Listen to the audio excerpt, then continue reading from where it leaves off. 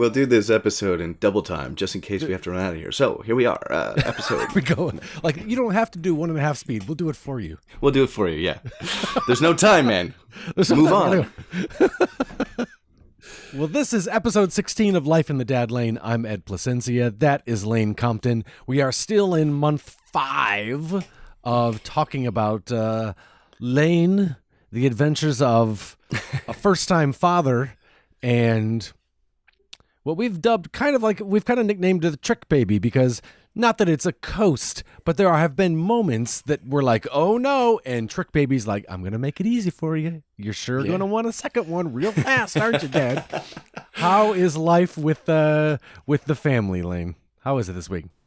It's not all fun and games, Ed. It's not all easy. Yeah, it is both all at the same time still. Yeah. But one of the notes I do have for the week as the new dad and wanting to get it right and do well and all of those things, it is terrifying. And that's why I think anyone would, wants to do it well or right or find the way through. And within that, I fear sometimes when doing this that, it may sound like I've got the answers. Just tune in next week and you'll learn another of how to handle your baby with the wise one, Lane Compton. I really don't, Yeah. So many of the moments that I have with my son and the unknowing place that I come from within it, I suppose is a great place because it's full of so much growth and learning. Yeah. Sometimes a steep curve, but it makes me think so much of where we're going, and where I was with my father at, it's like, I know my kid's only 5 months and I'm already thinking like, oh God, look at this room. Like if he starts walking and like, I got to cover all these things and put away these things, he's going to be grabbing and putting in his mouth, and like the fear just starts mounting. Wow. And then I'm like, oh my God, middle school and high school, and oh my God, what I was like. And thinking of my dad, parents both, but coming from the dad side and the things, I have so much sympathy, empathy, and forgiveness for, but also hoping that I get some as well, forgiveness for the things. But it just puts a whole new perspective on what my parents must have been dealing with at every moment, and you just kind of remember, oh yeah, they're not just my parents who at the times when you're growing up, it's like, oh yeah, they know everything. It's it's right. Like, God, I certainly don't. And if my kid thinks I do, whoa, that's trouble. Right. Yeah. But well, and I think it's a nice breath of fresh air that you've allowed me to visit with you each episode and kind of pull back the curtain on what it's like for someone who doesn't have all the answers. Because a lot of times you listen to shows or podcasts or shorts or clips or whatever, and it's like, let me give you the lowdown on parenting and blah, blah, blah. And not only because I don't have any kids, but I can't relate to someone who has all the answers. But I can relate to somebody who is also just kind of in the dark, reaching around, fumbling for the light switch as we go through life, and okay, I guess this is happening now, and we can prepare and we can get information, but no one's got all the answers. There is no one way, and so I love that's your approach is, this is just what's happening to me.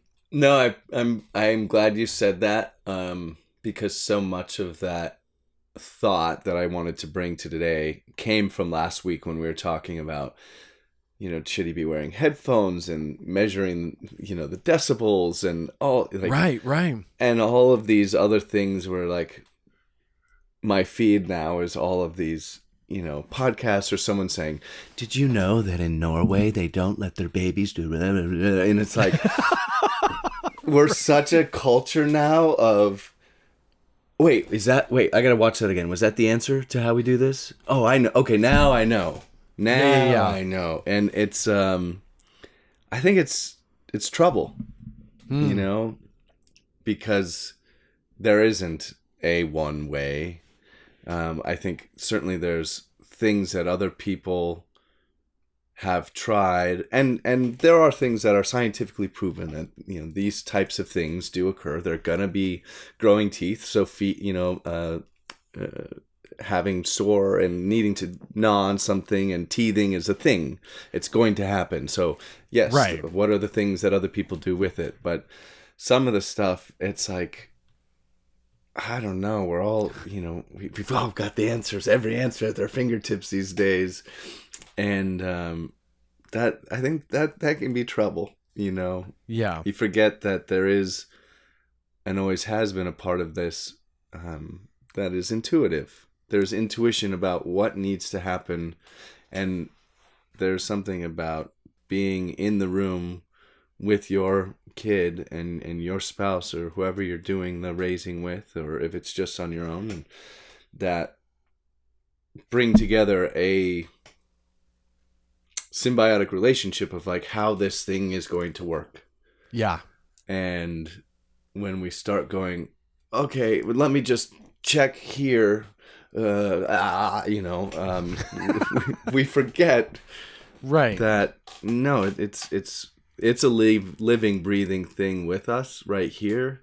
Yeah. And yeah, I don't know. It's been on my mind a lot because especially since that, like the headphone thing, and like, you know, we went to like some outdoor fair yesterday, and there's some live music, and the kid is really starting to get into like hearing music, and then like it's not rhythmic necessarily, but like, ooh, things, I gotta move things, baby. Oh yeah, let's go. Yeah. And it's really fun. And so, okay, live music. Well, how loud is this? It feels loud to me, but that's kind of the fun and excitement of live music, is like, Yeah. it's in your face and you're feeling it, and you're a part of that. But then it was like, you know, pull out the thing. Well, oh, it's 85 decibels, and it's like, okay, what's right? You know, Right. I don't know. Right. I know I went to a lot of concerts when I was younger, and he's grooving with it. It was this really fun, cool band. That's amazing. It was amazing because it was the Hollywood High Steppers. Oh. And basically, my wife and I walked away so excited about it because we were like, it's basically a group of people that used to be like high school band nerds in the best possible way, grew up, and then they're like, we got to share this with young kids who might not think it's cool to still do this when you're 50. So it's like kids from high school all the way up to 50 still doing the music thing and just like geeking out on it. And it was so fun. It was So was it like a marching band feel? Somewhat, but I would say more brass band, like New Orleans style. Oh, like, nice. Like nice. a little bit more funk upbeat, you know. Yeah. And some of the drum line stuff happening behind it. And it was definitely stomp your feet, have fun, move your body type of thing.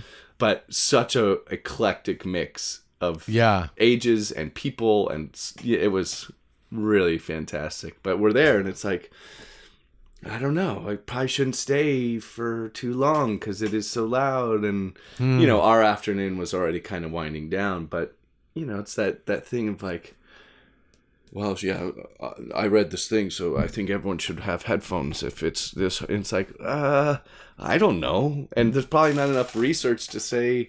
I mean, sure, we know prolonged exposure to decibels at a certain level does, you know, cause damage. But at the same time, living is causing damage to the body that you have anyway. I don't know. Right. It's like, yeah. There's no right or wrong. I think there's things that we should probably be more cautious of, but I certainly walked away from last episode being like, I'm on the fence about this whole headphone thing. I want to protect my kid, but also, like, I don't know. It's like we're changing so fast that the research can't keep up with it. So I also want to honor that, because yeah, not as many people traveled in planes that we are doing today at as much time. So is that exposure even bad for us humans or older humans?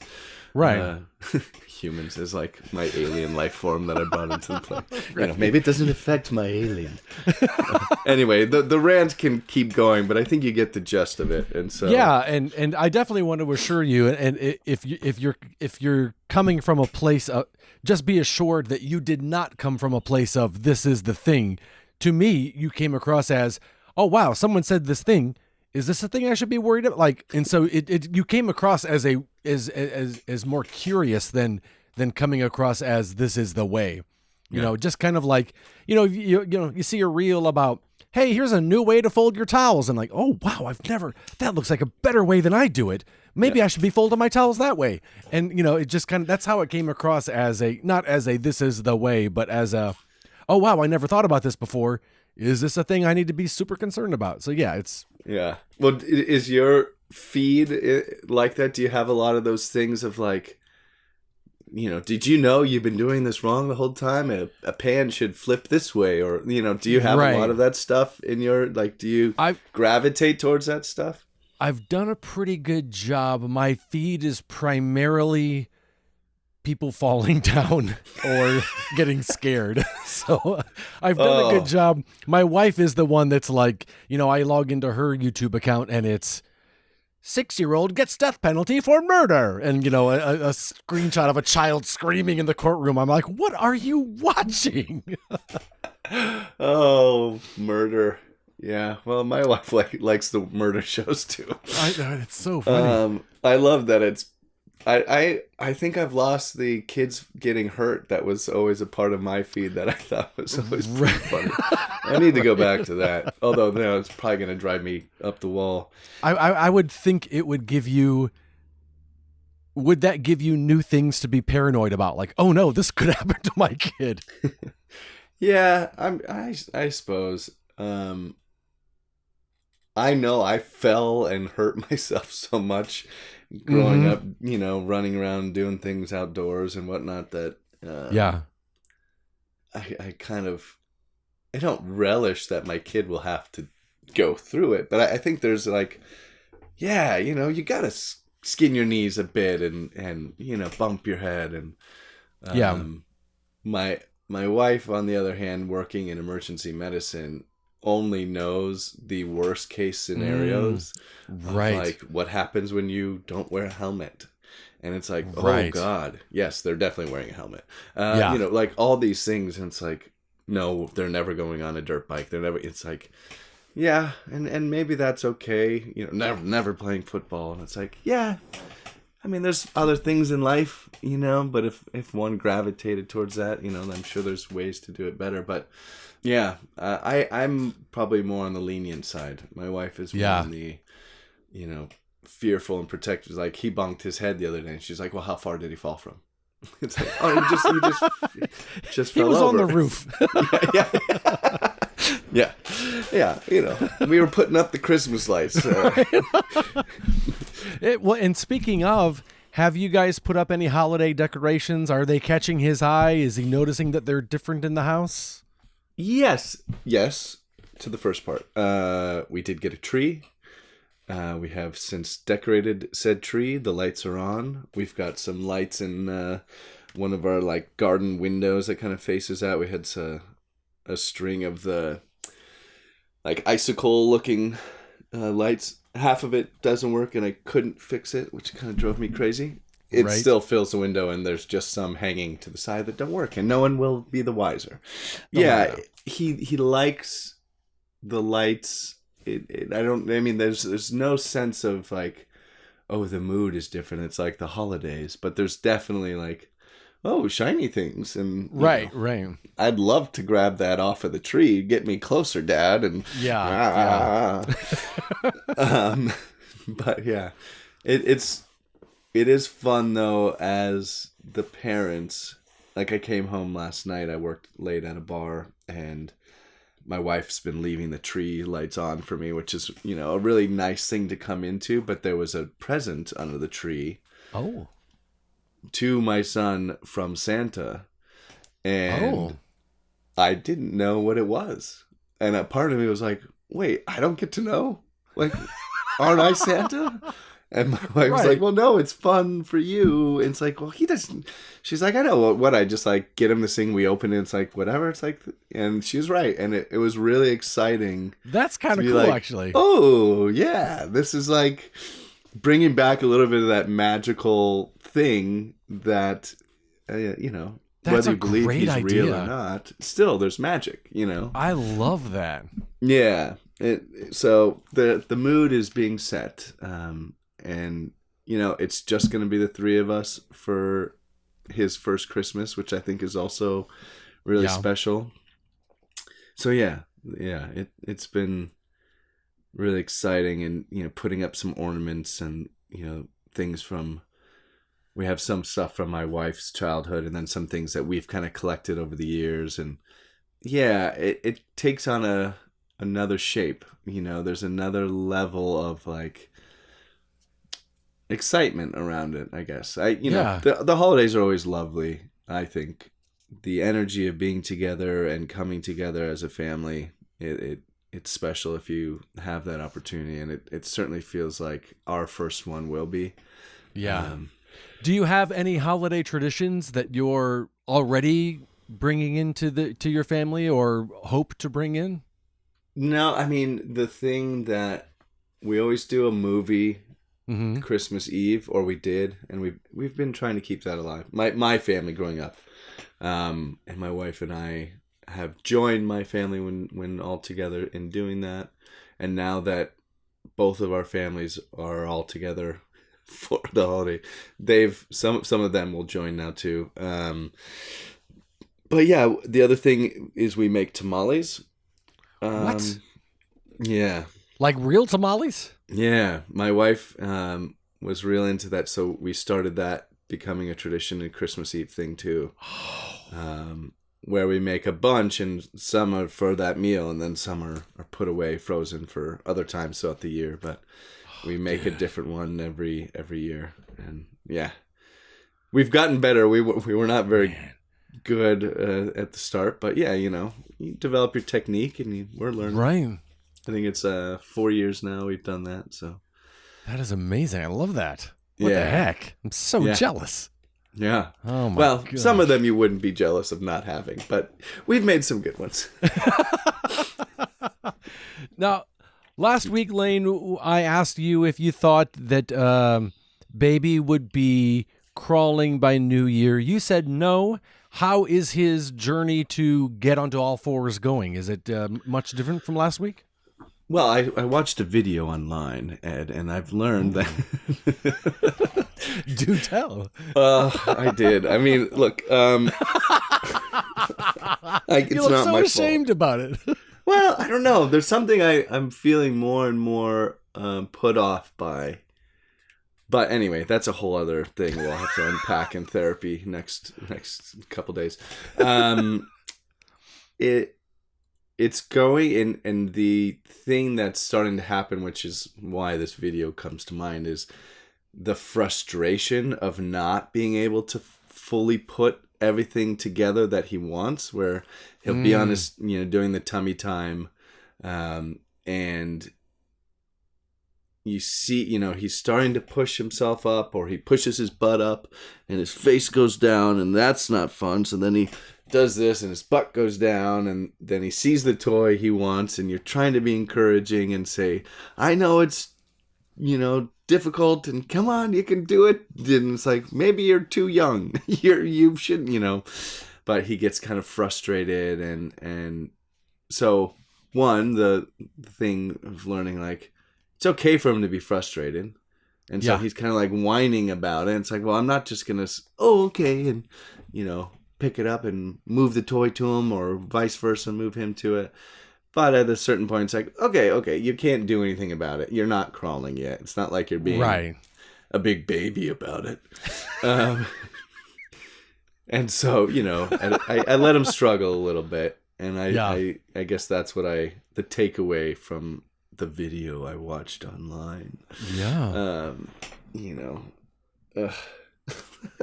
I don't know, man. I don't know where we're headed as a culture, where it's like, well, I saw this thing online. It's like, well, yeah, there's a lot of things, and what can we trust and can't trust, and blah, blah, blah. Yeah. But I digress. But the journey, I think, he's growing in it, and that's really cool. The other kind of growth things we've seen is, and we've talked about it a bit, but now it's like when he sees something, he reaches and grabs it. It's not like, oh, I'm trying to figure out how my hands did it. Like, it's pretty impressive. When he wants something, he reaches out and he's able to grab it, even one or two hands together.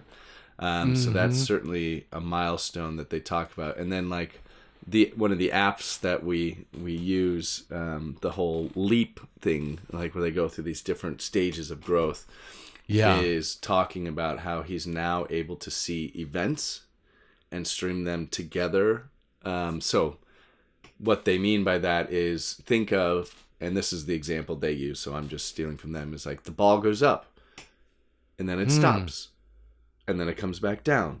Well, those are all connected in a series of an event, as opposed to an action of the ball goes up. And then I'm like, oh, a microphone. You know, it's like, no, now he's able to track them all together as a thing that happens in a series of things that create an event. And so they're able to kind of start piecing that together, which I feel like tracks. Like, it's not just I read it and so that's what's happening. It's like I can see him starting to put things together of like, oh, like he tried avocado today. So another food that we've introduced.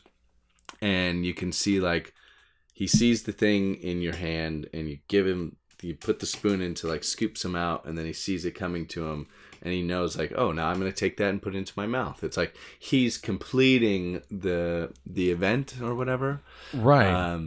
And so that's cool to see. And also just the ability, he sees it, he goes, I'm going to grab it and I'm going to put it into my mouth. Like, there's no way that was happening 2-3 weeks ago. Wow. So and his reaction to avocado? He liked it. He liked it a lot. This is the third food. I can't remember if we talked about the butternut sweet squash. Potato? So we did sweet potato, and I did not bring up last week with all the jumbled catching up of all the, things that I was all over the place last week trying to recall the 2 weeks of, events. But we tried butternut squash as well. Also a success? Yes. Success. Enjoyed. I wouldn't say more than the sweet potato, but certainly a very cool different texture when you think of sweet potato and then you add like the stringy butternut squash and the mouthfeel and what that must be like. Certainly watching him have avocado today, I think he really liked the mouthfeel because he was just kind of like playing around with it a lot. Yeah. And went back for seconds, thirds, fourths, and kept kept going at it. So that's a good step forward. And this has all been like actual sweet potato, it wasn't like the Gerber in a jar. Oh no. This is all real real foods. Not that Gerber isn't, not to knock Gerber right in any sense of the word. But no, we're not at the baby food stage. It's all like the sweet potato had coconut oil, I think, in the cooking of it. Yeah. And the butternut squash we did with olive oil. But other than that, very minimal. I mean, it's not, there's no salt or anything added to it. It's just softened enough that he doesn't have to do anything but kind of gum it.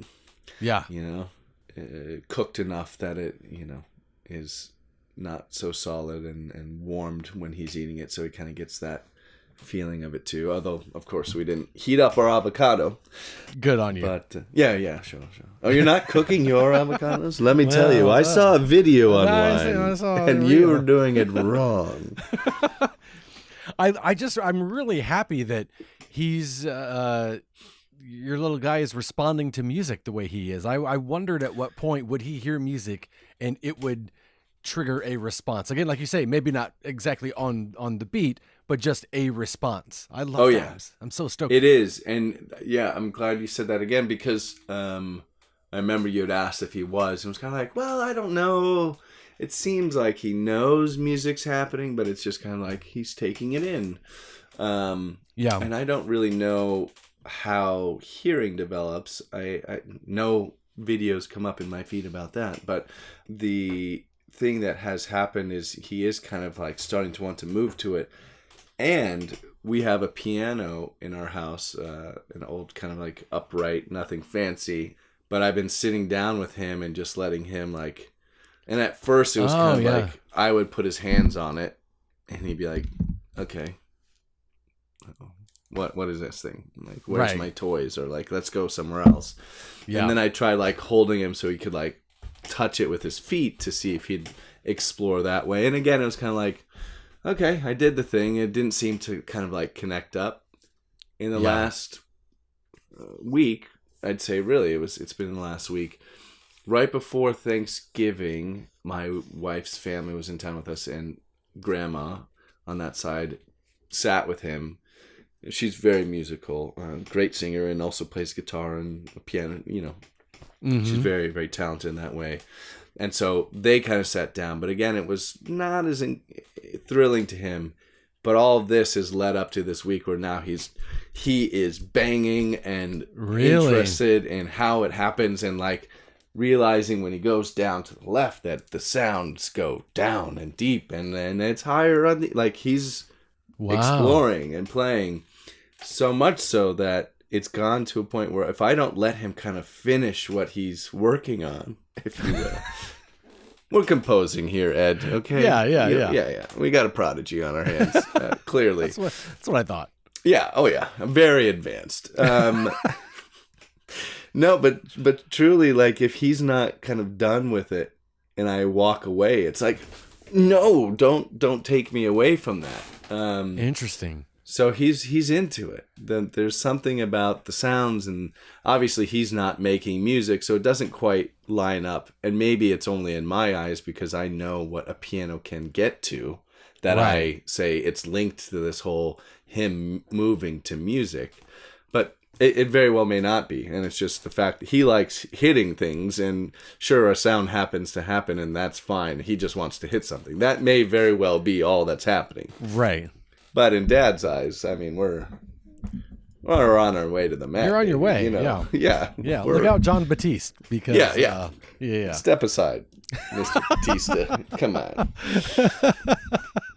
Yeah, no, but it is fun to see, and he definitely gets into it. So whatever's happening there, it's now worked into a part of the day. There will always be a little piano time. I remember you mentioned that your wife was very, kind of had a routine with music at certain times of the day, the same songs playing, when certain things happen. Is she still doing that? And if so, is he reacting like, okay, I know this is like diaper changing music, I'm going to lay back. Does he react in that way at all? Like, I know what happens? No. I mean, we're still playing a lot of music, and music is a part of kind of the morning thing, and it's kind of shifted a little bit because now we're really doing shifts, right? Like, I'm typically the morning guy the last few days as I've worked late at night.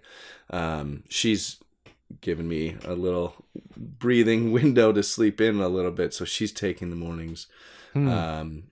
But so it isn't quite streamlined as it used to be, because we were all kind of, okay, no one slept, so we're all getting up. Let's go downstairs. Some music might help the mood here.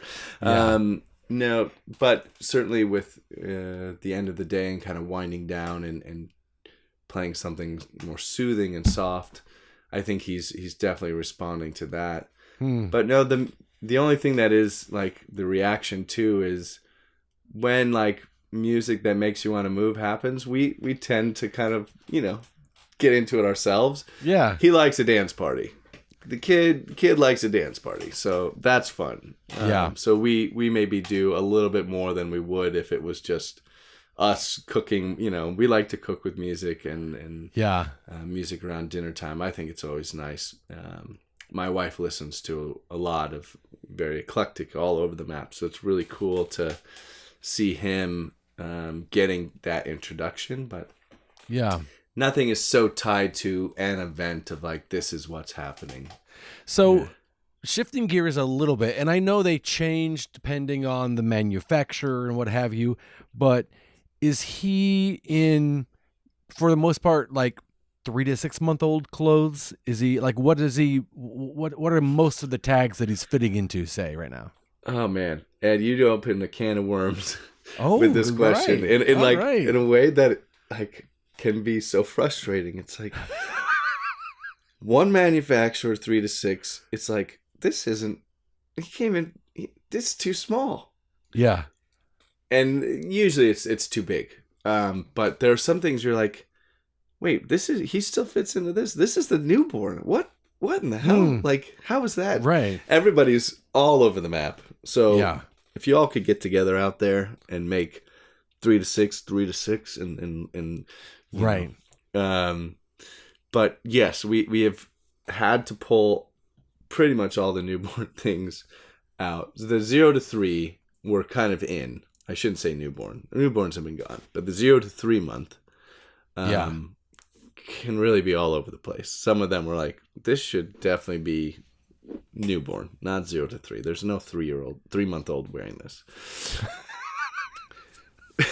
This really gets us. Like, we're like, what in the heck is going on here, man? It says this thing, it should fit this kid, and it's usually when he's just had a blowout and we're searching for the new clothes and we're holding him on the table, and it's like, why is this still in the drawer? This should be thrown out. Right. But yeah, we laugh about it now, but there's definitely it's a can of worms. But generally now we have moved into the 3 to 6. Some of the things we were looking at this morning, I'm like, oh, this one, oh no, this is still too big. Like 3 to 6, but 6. Just say 6. Don't say 3 to 6. It's like, you're just trying to sell clothes. I know what you're up to. There. Yeah, it's obvious. We know. But yeah, there's some excitement of like, oh, this outfit might fit now that we were gifted or that we found, or the box gets put back for baby number 2. Should we be so blessed or lucky, like, well, we better hold on to this. We're not just getting rid of it. Yeah. You only wore it once, Right. We'll try and get more use out of the second time. But yeah, 3 to 6, as to be expected, I suppose, because he's in the middle of that. Mm-hmm. But when you think of that, it is such a range with like how much he's changed and grown in from 3 to 4 months, 4 to 5. Like, to think of where he was at 3 months to 5 months, the fact that would be all categories is one. But some of them, it's like, yeah, it's a little baggy. Yeah, you roll up the sleeves and whatnot. But yeah, he's generally in the 3 to 6, but some of them like are still 3-month things. As he's grown and the assortment and the variety and the options of clothing has shifted into a different size bracket, if you will, has there become a new cursed outfit to replace the old one? No, that hedgehog thing, man, that was just bad luck. Is that gone? Is that out of the rotation now completely? It's I don't put it on often. I still see it in the drawer because it was kind of stretchy. So okay. I feel like he could put it on. It's like, oh, you're wearing one of those tight swimsuits like the Olympians wear. I get it. Okay, sure. But yeah, it's still there. That's a clever hedgehog. It's just, just to remind you of where you've been. Yeah, taunting you, daring you, if you will. Yeah. How much sleep is he getting? I know you've been working late, so it hasn't been a lot for you this week. But how's he doing? That is a great question, and a great thing that I wanted to bring up about like the sleep training and where we're at with that for this week, because we have really narrowed down what we wanted to do and have been putting that into place, and we've changed some things up with our like bedtime routine, changed the order of some things, to help wean him from the association of feeding boob means bed, which is something that we've read in the book that we're reading, Precious Little Sleep by Alexis Dubief, or I believe is how you say it. that has proved very beneficial. There's been some real growth. He has had a couple of nights where a lot of good sleep, or he does wake. We see him on the monitor. He stirs. He even gets fussy, cries for a second, but it doesn't go past our window of what we're saying. We're going to give him this amount of time, and if he doesn't self-soothe and go back, we will step in and help. And so he's done a few where he does kind of stir, gets fussy, lasts a couple minutes, and then he goes back to bed. All right. So yeah, there's been some real growth and success in the changes we've made, and a couple really long, like he got like 11 hours the other night. Wow. Yeah. And then you have the steps back, and there's fussy periods, and sure. In that the app that we use talking about the events, they do describe this as one of the trickier times and difficult times for kids. Is putting those things together can be frustrating, I guess, or overwhelming. So it's just a lot more to take in. Therefore, they're a lot more fussy and harder to figure out the transition of when naps should happen. Yeah. But yeah, there's been some real growth, and I think we're knock on wood, making some really great progress towards him being able to, fall asleep on his own in due time. But yeah, there's been some real growth. And how I gotta check in and do a little accountability here. How are you doing on the falling asleep in your arms for napping? Oh, as he slides out of the frame. Pan left. Yes. Well, that's still happening. But in the readings that we've done and seeing with the stages that we're in, we felt from the coaching we're getting from the book that it's okay to keep that going, because the sleep during the day is kind of a whole other thing, and it is so important that he does get those naps in, because you just never know how things will go as we're learning to get him down for the nighttime. So we're still doing that. All right. And that's okay. Yeah. No shame. Sure. Yeah. None. Yeah. We're all good here. Nothing to see. Well, nothing to see Keep here. Moving along. Everything's fine. Baby is sleeping. Why are there questions? Yes. You go away.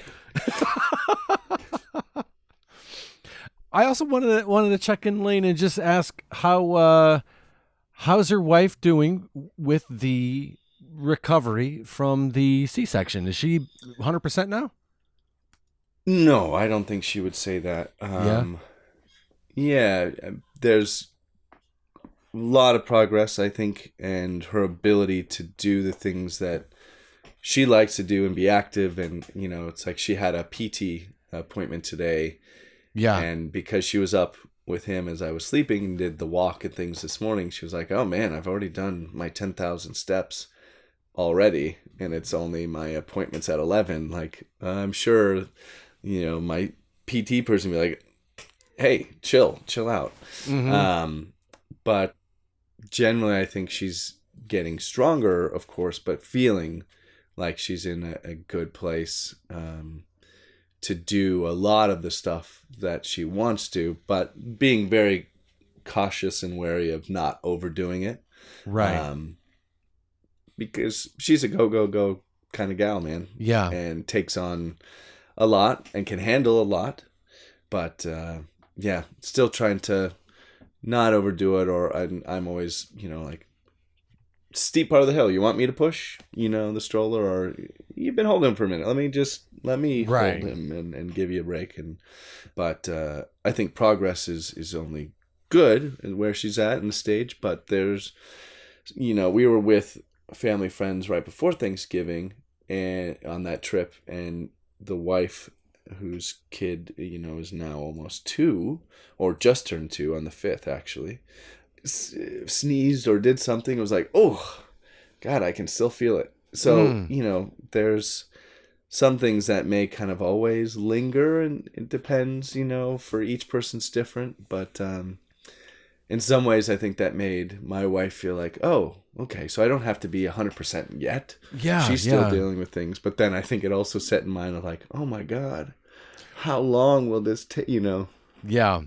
And I think that's important to point out because I think a lot of times we hear, oh, she had to have a C-section. You're like, oh, that's rough. But I don't think we, that haven't experienced that really let that sit in how big of it. I know we've talked about it, but how big of a thing that is and how long those effects linger. We're 5 months later and I think that's important to, especially for those of us who haven't experienced that to remember, it's not just it's just a different way of having the baby. It's a thing, man. Yeah, and that's a great thing you point out because I think we all just kind of, oh yeah, sure, we know delivering a baby's hard. Yeah. But of course we don't. And yeah, I think it often is like just thought of like, oh yeah, it's another way of delivering a baby, which modern medicine provides us, which is great and keeping more babies alive. But yeah, it's a major surgery, man. So thank you for pointing that out. And I'm sure many other mothers will appreciate that as well.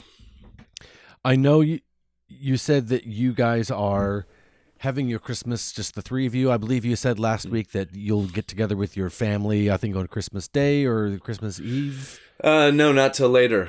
For New Year's Eve, we're going to get together like the 28th. Yeah. Okay. So I was going to ask if you had any other travels coming up, and I guess are you going to Mexico? Yes. All right. Sir. See, good memory. We're paying attention. Take a trip down to Baja. There you go. Yeah. So, I like it. It'll just truly his first will be just the three of us. Yeah. That's awesome. I love that. Yeah, same. I do too. In decorating the tree, we were looking at my wife's ornaments, one from her childhood. It's like, oh, this is from 1996 or whatever. It's like, oh yeah, we used to get one every year.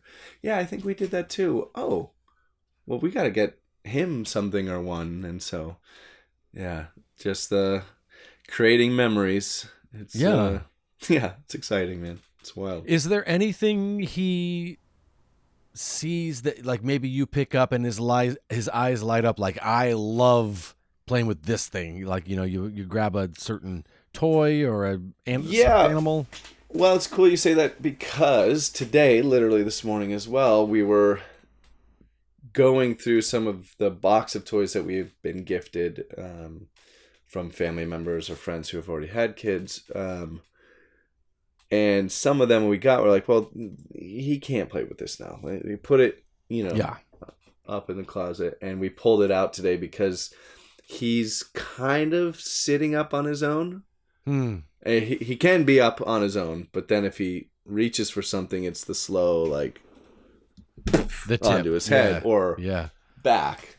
So he does fall over, but he can kind of sit up on his own. So we're like looking at, well, what types of things might he kind of be able to play with in that way that may help kind of keep him upright or play with, or just things that we knew he couldn't really put together as a young toddler, but now that he's able to grab, he's kind of sitting up and moving things around and playing in that way. We pulled out a couple new toys. And it is, you kind of like put it in front of him and he's kind of like, okay. And some of them he's like, whoa, this thing, and it helps to have the noise. It helps to have something that he can put into his mouth and something that he can like grab onto and like get a good hold, like a ring or a thing that he can like, swing it around and that type of thing. He's got his favorites. There's this like woven Pebbles, the pulpo, as we call him, because he's an octopus, and I think Pebbles might be the company that makes it or whatever. But we've deemed the name of our octopus Pebbles the pulpo. Okay, why pulpo? Spanish for octopus. Oh, look at that, pulpo. My wife speaks Spanish. I think she would say not fluently, and to me it's fluent because she can talk with anyone who speaks Spanish extremely well. But there's words I think that she still doesn't know, or like we've got a couple of bilingual books that say the thing in English and also in Spanish, and which is great for me because I'm learning more vocabulary with that. But yeah, that's why pulpo for Spanish is octopus. Is there anything he has that makes noise that you were like, I have to open this up and break this noisemaker? Like, No, anything, thankfully, not yet. Good, not good, yet. good. No, and some of that is we really stayed away from the bright, flashy, hit the button, song plays, don't worry, you'll be entertained at every moment type of toy. It's really, I mean, already he has way too many toys.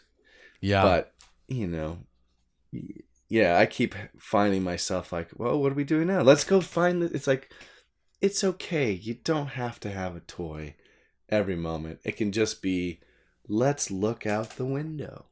Right. And it's like, oh yeah, that's stimulating enough. Yeah. But yeah, so we don't have a lot of the like, hit the flashing button, the song plays, and then you hit the other, the brrr and the spin and the whatever. Yeah. And we may have to cave at some point, but right. Not yet. Good. Yeah. I must ask you, Lane, do you have a new entry into your Diaper Diaries? Yes, I do. It has been getting to where like I gotta find some other way to engage in it. So, like last week we did the Dr. Seuss thing, kind of, right? You know, that was the impetus. So yeah, we'll try a little thing with this. Yeah. Yeah. Change the camera just slightly so I can be closer to my microphone. We're gonna get real. This is real the actor finding his light, getting into frame. I like it. I like it. Okay, we'll do the light too. Fade in on. I think it's been 3 days, but time and sleep are a commodity we just don't have anymore. Sometimes it's hard to remember when one day starts and another day ends. We're 5 months and 1 week into this journey. A journey that will last our lifetime. Or so we pray. But really, we try not to think about that. That would just be too much to think about, let alone handle. As I was saying. 3 days. We've been here 3 days, and we've been here before. So, we're prepared. We're doing frequent changes, leaving room for the inevitable. Protecting ourselves from the blowouts of past. But there's always something one can't predict or anticipate. Even the most intuitive miss things from time to time, and it's often the thing that's right in front of your nose. At least this one was. For 3 days, staring back up at you with every feed. Needing the regular feeding as usual, but we missed a key factor. What goes up must come down, or in this case, what goes down must, well, go somewhere. Otherwise, the pressure relief valve will be put to the test. And boy, was it. One solid stream. Regurgitated feeds for days, coming back up in one full force. The stream hit his lap while it was still coming out of his mouth. My God. Like watching Havasupai Falls glistening in the afternoon sun. His lap and car seat now full of spit up, to put it mildly. But until this point, that was the only vocabulary word we had for it. We're rethinking that. And yes, the poo did come the next day for those keeping tally. But it was what came out the other hole that will be remembered. Oh my gosh, that was... And scene. I had my eyes closed the entire time. Did you? Yeah, it was just, oh man. That's hilarious. Good. So we learned what baby throw up can look like. And we were actually driving, and I happened to look in my rearview mirror because he has a mirror that faces him, so that in the rearview mirror we can see each other. And I looked up, and it was just like, like solid stream, just straight out into his lap. And yeah, we're still cleaning that car seat. All the little nooks Oh and my crannies and gosh. like the buckle and oh man, Right. it was quite a mess. I was just going to ask, I know babies do spit up. Was this his first like throw up? I mean, he's had one other, but nothing like this. I mean, it was coming out of his nose. It was coming out of his mouth. And it Poor scared guy. him, and he felt, no one. It never feels good to have vomit coming out of your nose. I mean, Right? God.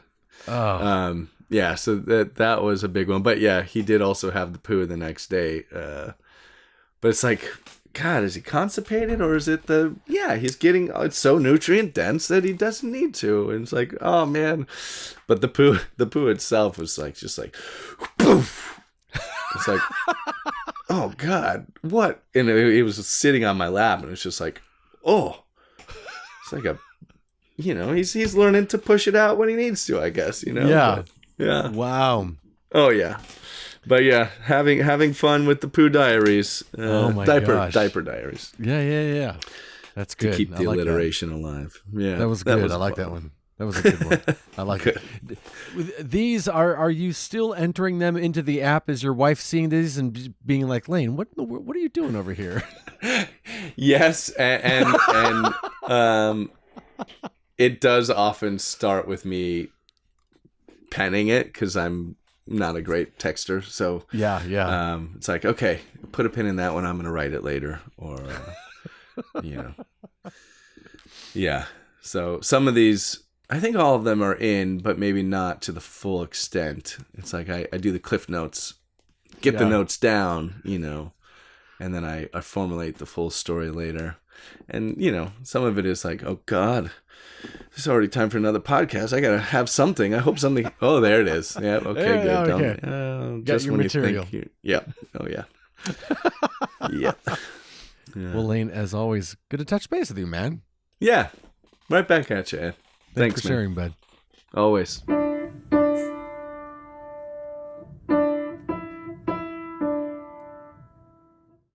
Are you noticing your car insurance rate creep up even without tickets or claims? You're not alone.